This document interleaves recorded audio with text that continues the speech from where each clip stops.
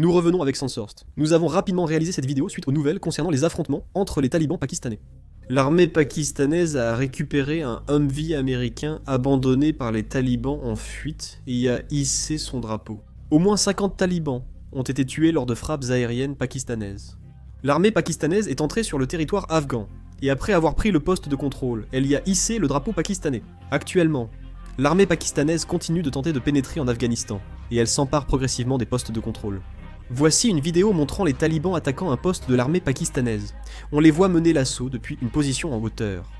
Les talibans anticipent une réaction du Pakistan et déploient des équipements et armes près de la frontière pakistanaise. Ils renforcent leurs effectifs. L'armée pakistanaise a frappé Kandahar, la deuxième ville d'Afghanistan. Une explosion massive a suivi. Les principaux dirigeants talibans seraient ici. Le nombre de soldats pakistanais tués augmente. Rien que dans la province de Helmand, en Afghanistan, 15 soldats pakistanais ont été tués. Les talibans ont mené une attaque surprise et ont pris d'assaut 3 postes de l'armée pakistanaise, tuant les 15 soldats pakistanais qui s'y trouvaient. Le Pakistan a fermé les frontières de Torkham, Shaman et 3 petits postes, Kalachi, Angorada et Gulakan.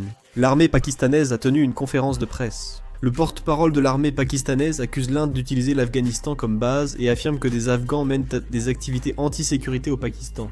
Il dit que l'Inde orchestre les actions militaires actuelles des talibans. L'Afghanistan affirme que cette attaque surprise a permis de tuer 58 soldats pakistanais.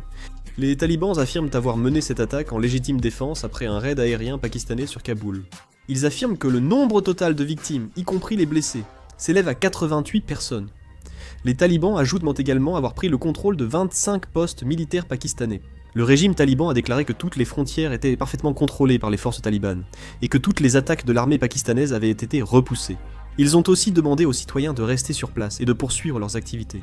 Le premier ministre Shehbaz Sharif a condamné les provocations de l'armée afghane à la frontière pakistanaise. Il a salué la réponse forte et professionnelle de l'armée pakistanaise à ces attaques.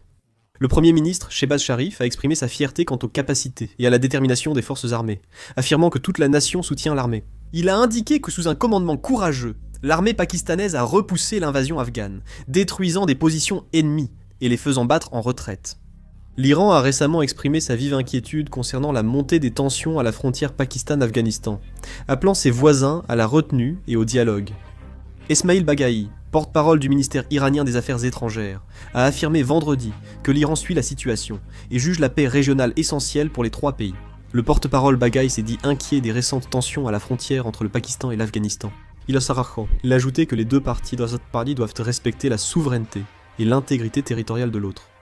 Je vais conclure la vidéo ici. Merci.